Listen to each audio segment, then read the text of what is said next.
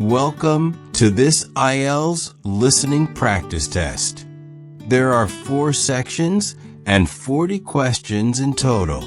Each recording is played only once. You'll have time to read the questions before each part and check your answers afterward. At the end, you'll get 10 minutes to transfer your answers. Get ready with a pen and paper. Now let's begin section 1.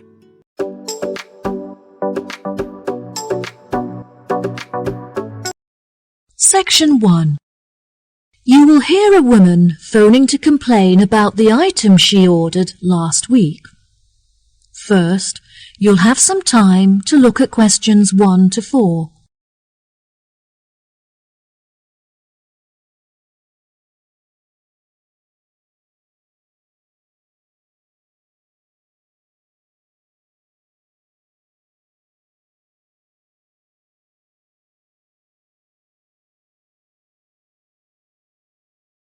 You will see there is an example that has been done for you. On this occasion only, the conversation relating to this will be played first. Hello, you are through to the complaints department at Clifton Antiques. Before we begin, I'll just need to take a few details from you. Is that okay? Yes, of course, no problem. Okay, can I please have your full name? My name is Anna Lumley. That's Anna, L-U-M-L-E-Y. Right. The name is Anna Lumley, so Lumley has been written in the space. Now we shall begin. You should answer the questions as you listen, because you will not hear the recording a second time. Listen carefully and answer questions 1 to 4. Hello, you are through to the complaints department at Clifton Antiques. Before we begin, I'll just need to take a few details from you. Is that okay? Yes, of course, no problem. Okay, can I please have your full name? My name is Anna Lumley. That's Anna, L-U-M-L-E-Y. Right, and could you give me a contact number which we can use to reach you during the week? My mobile phone number is 077876345. Okay, great. How can I help you today, Anna? I ordered a large number of items from you last week on the 20th of February and was expecting them to be delivered on the 27th. However, only half of the shipment has arrived. I just want to make sure that they haven't been lost in transit. Right, okay. I'm sorry for the inconvenience. Let me track the parcel and see if I can find out when you should expect to receive the rest of your items. What did you list as the delivery address? I arranged for the parcel to be delivered from your warehouse on Ardale Road to my work address at 235 Ackendale Road. What was it, sorry? 235 Ackendale Road. A-K-E-N-D-A-L-E.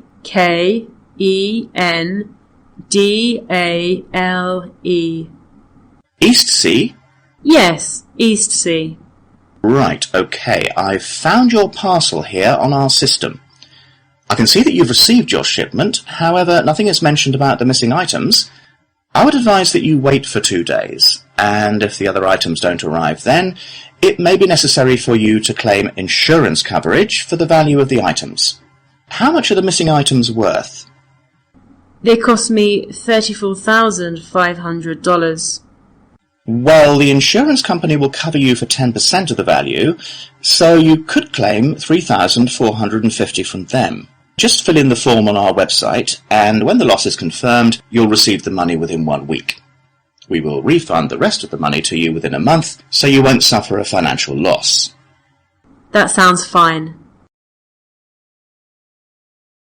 Before you hear the rest of the conversation, you have some time to look at questions 5 to 10.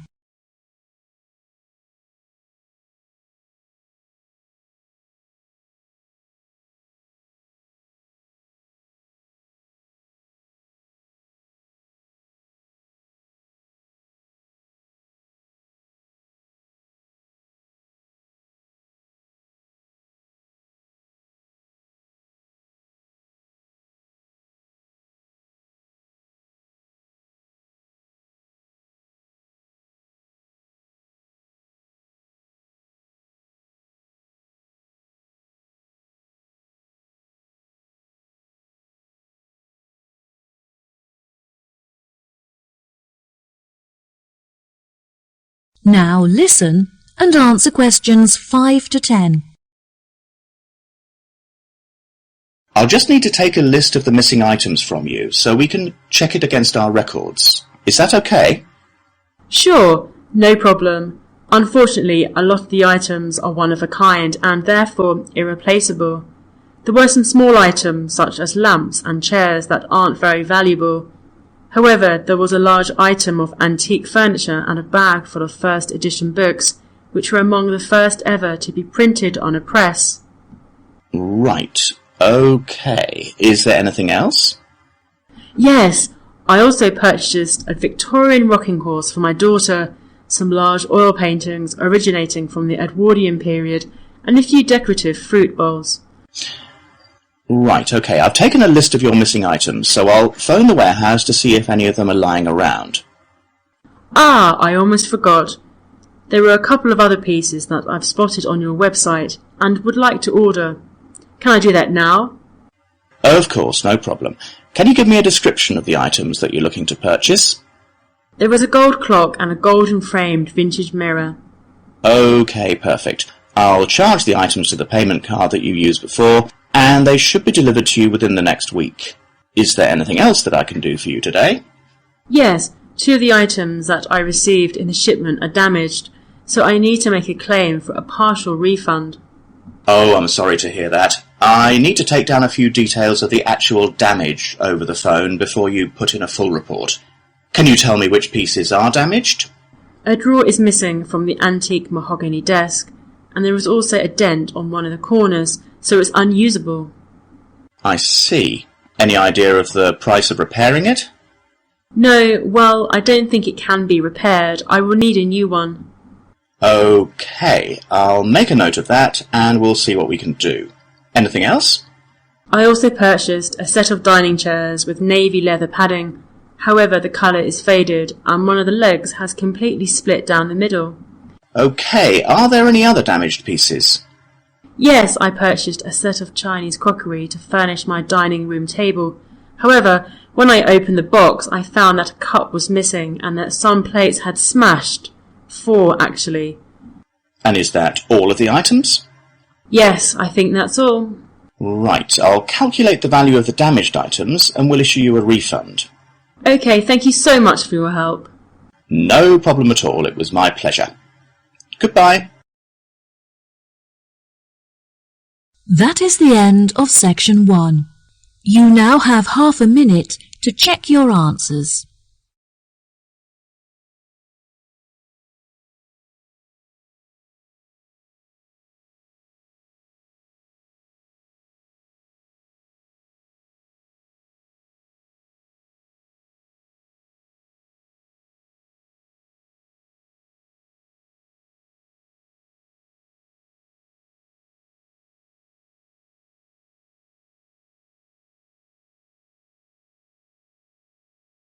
Now turn to section 2.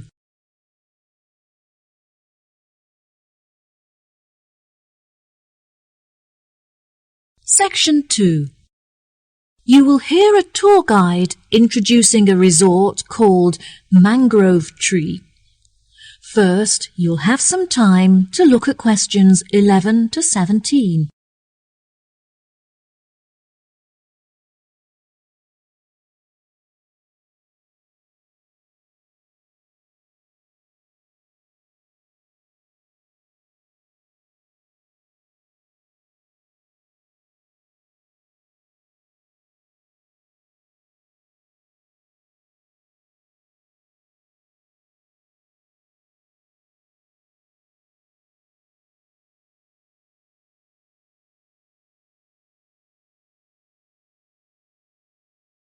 Now listen carefully and answer questions 11 to 17. Welcome to all of you. Can everybody see and hear me? Good. I'm David, your guide for this tour of the Mangrove Tree Resort. I'll start today with some general background information. As there have been a number of changes made, I printed the map of the new complex for each of you. And I'd just like to point out where everything is, and then you can take a look at it for yourself. Basically, the best feature of our new location is that we have our own private beach, which is on the left and accessible directly from the hotel. Now we're standing at the information desk and we're going to look at the views in each direction. Out to the west, there's a gift shop where guests can shop for small trinkets made by local villagers from shells and starfish. If you look carefully up there, on the other side of the restaurant, there's a state-of-the-art spa facility just next to the grove of palm trees, where guests can have treatments including massage or detoxify their body in the steam room. A major drawback of our previous hotel complex was that there was no room for an on-site helicopter port, which meant that our most important guests were forced to commute from the local airport. As we were unable to construct a suitable facility on the eastern side, we have constructed a large heliport to the north. Guests wishing to stretch their legs after a long flight can simply head south to the tennis courts for a match on our splendidly manicured courts. Now if you look in front of you, there's a swimming pool in the centre equipped with slides and a diving board, which is the main feature of the new complex and is overlooked by all of the other buildings. We have decided to maintain the family-friendly status of our original hotel. However, from guest service, we have come to realise that parents also enjoy time to relax without having to look after their children. Therefore, we have constructed a fun play centre where parents can leave their children with a trained childminder and take some time for themselves. This facility is located just to the north of the swimming pool and is covered with a small canopy to protect the children from the sun. Many of our working guests will require access to a quiet space for work. If you direct them just south of the swimming pool, they will discover our conference centre, which comes complete with meeting rooms, offices and Wi-Fi access. In order to access the Wi-Fi network, they should simply report to the information desk, where an assistant will provide them with a personal password. This desk is situated just between the conference centre and the beach. Finally, the complex also contains a large sports centre where guests can enjoy our gym facilities and take part in sessions for yoga and pilates. Overlooking the swimming pool from the southeast, the centre offers stunning views of the entire complex and across the ocean. Before you hear the rest of the talk, you have some time to look at questions 18 to 20.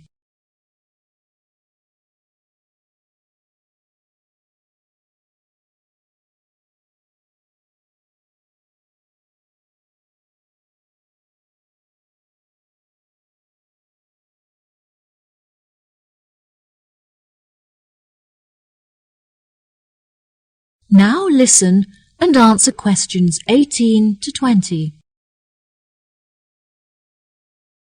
Next, I would like to discuss our new restaurant, which is run by the award-winning chef Alberto Brava.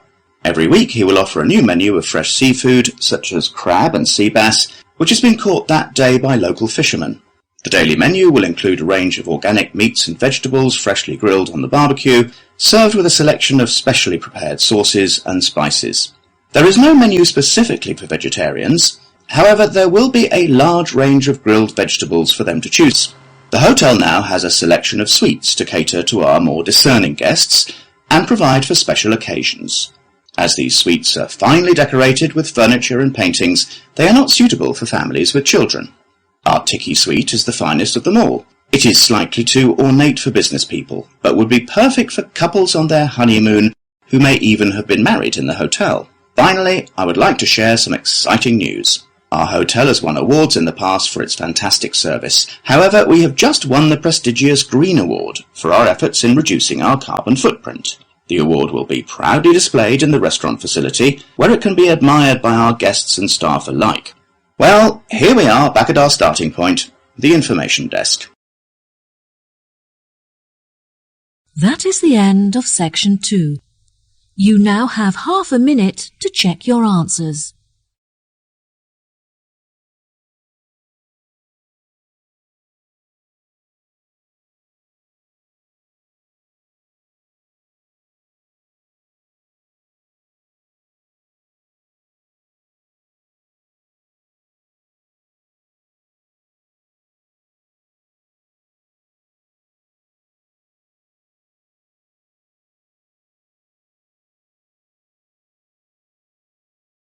Now turn to section 3.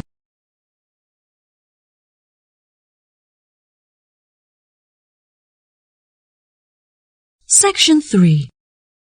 You will hear a conversation between two students, James and Kate, talking about their studies and part-time jobs. First, you'll have some time to look at questions 21 to 25.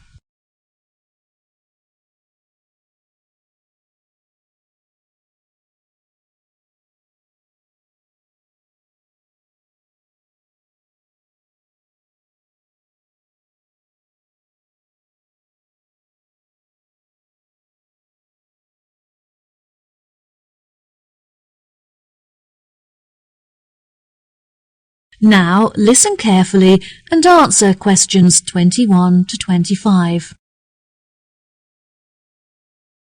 Kate, I'm really busy at the moment trying to manage both my schoolwork and part-time job.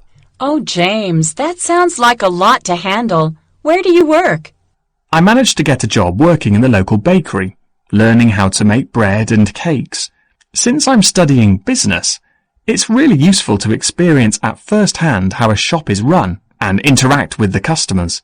Wow, it sounds really interesting. I'd love to come in and try the produce one day. Is it nearby?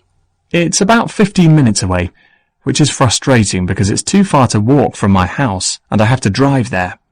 Despite the commute, my tutor recommended it to me as it's renowned in certain circles for being a very well-run and successful business.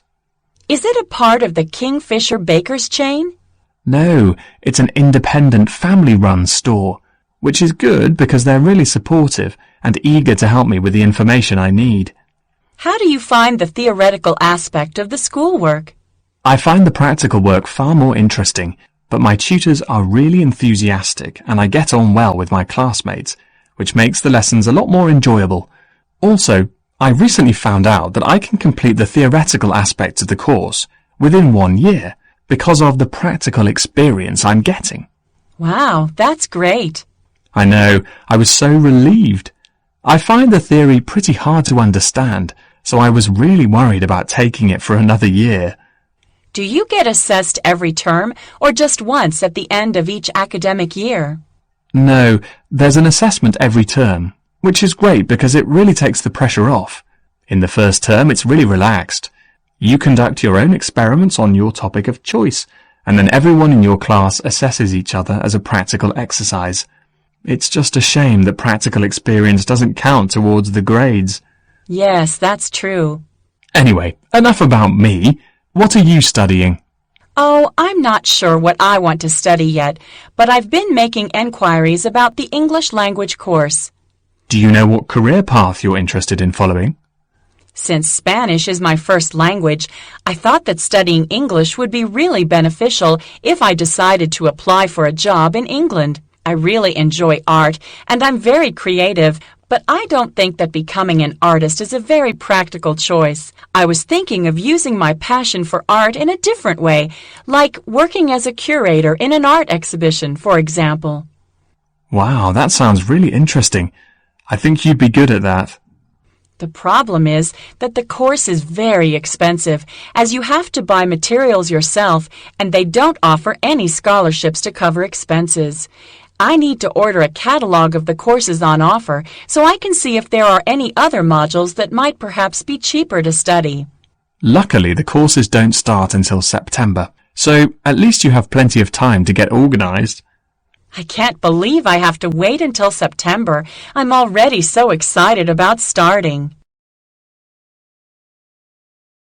Before you hear the rest of the conversation, you have some time to look at questions 26 to 30.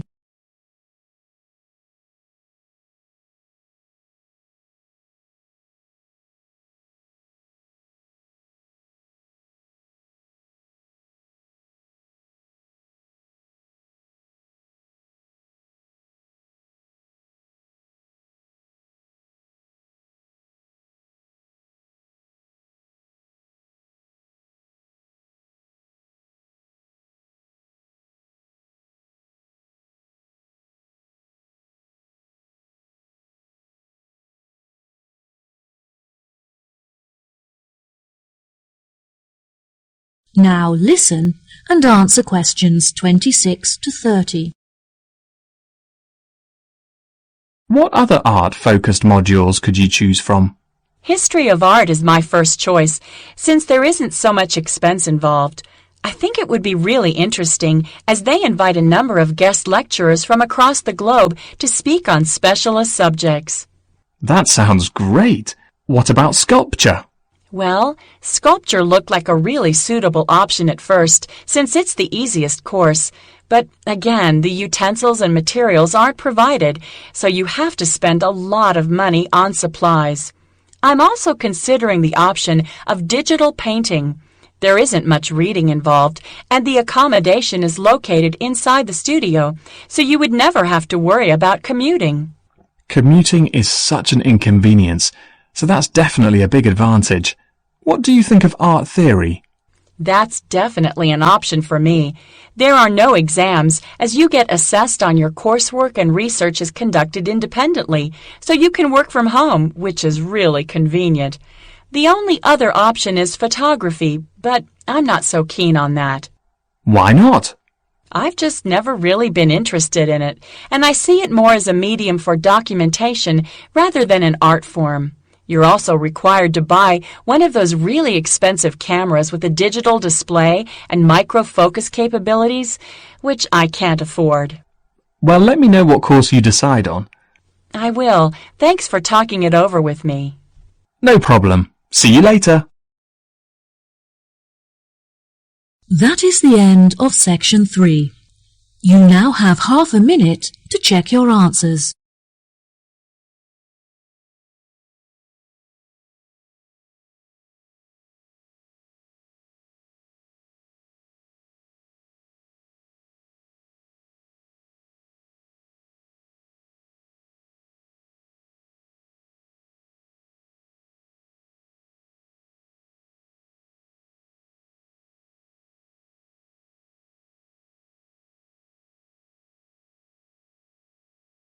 Now turn to section 4.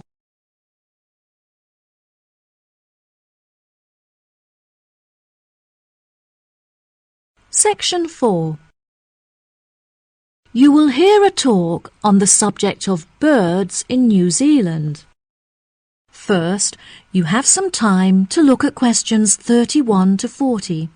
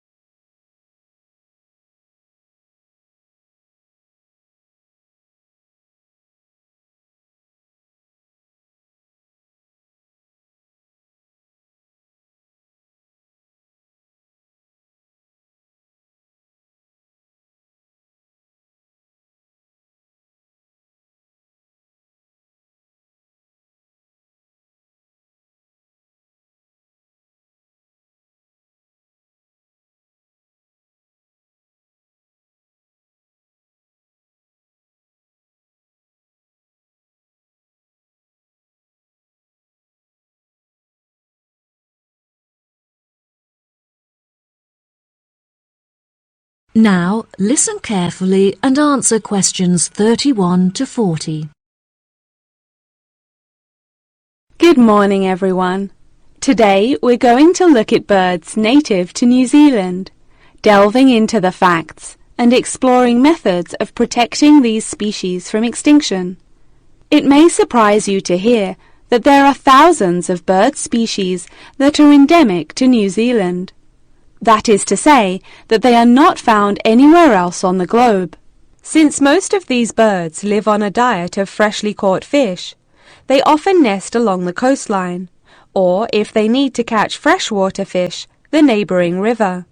Once they have mated, the female birds will collect twigs and pieces of debris to build nests where she can safely hatch her eggs out of the reach of predators. When humans arrived in New Zealand about 700 years ago, rats were carried on the ships with them. The rats flourished in the warm climate and put pressure on the native bird populations, in particular on the flightless species. In 1984, researchers found that only 3 pairs of flightless bird species remained in existence, and that even these faced severe threats. New Zealand is now a world leader in facilitating the recovery of severely endangered species from the brink of extinction. Every year, researchers carry out surveys in order to monitor the fluctuating levels of bird numbers and species living in New Zealand. Due to the migration patterns of many of the species, it is particularly hard to estimate the bird numbers accurately, since many may have flown to other countries in search of mates and warmer climates, and thus not appear in the survey. Bird numbers are also particularly sensitive to environmental influences, in particular to those related to human activity. Everyday activities, such as farming or constructing a home, can have a massive impact on the local populations. Forests that serve as a habitat for thousands of birds can be entirely eradicated to make fields for crops or to provide wood for construction, having a disastrous impact. It is not only the human influence that threatens the future of many bird species, since many predatory animal species have flourished in New Zealand. One of these species is the mantane snake, which was introduced from Australia and has decimated the population of killdeer birds. These birds nest on the ground and often return to find that their eggs have been devoured by the egg-eating snakes. One cannot dismiss, of course, the pressure that nature itself imposes on the survival of many bird species. Natural disasters, such as storms, can be devastating, tearing apart forests and leaving thousands of destroyed nests in their wake. Monsoons flood the rivers and often drown many of the flightless bird species that are unable to escape. Unfortunately, the greatest threat to bird numbers in New Zealand is illegal hunting, which is almost impossible to prevent. Many endangered bird species are on display at the National Zoo, and it is essential that urgent measures are taken to protect them. The zoo recently employed an expert in bird protection, who recommended that they should employ a guard to protect their birds from poachers. The expert also pointed out that the birds can become very stressed in situations where the public are able to approach them too closely, suggesting that the administration install a fence network to keep the public a safe distance away from the birds. Despite this threat to birds in captivity, it is the freely roaming birds that are most at risk. Efforts are being made to educate people on how they can contribute towards protecting birds that are living in the wild. Finally, research has shown that one of the most effective methods of informing the public on the importance of protecting the bird populations is through the media. I advise you all to read the articles written on this topic in specialist journals, and also carry out research on the Internet. Each and every one of you could make an enormous contribution to the protection of birds if you put your mind to it. That is the end of section 4. You now have half a minute to check your answers.